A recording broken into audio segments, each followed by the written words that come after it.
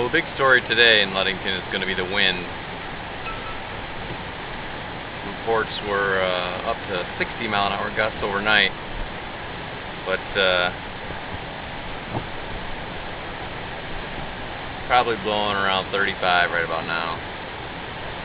Our brown little lighthouse, the crews are painting it. Hopefully they chain down their gear because it's getting a power wash today.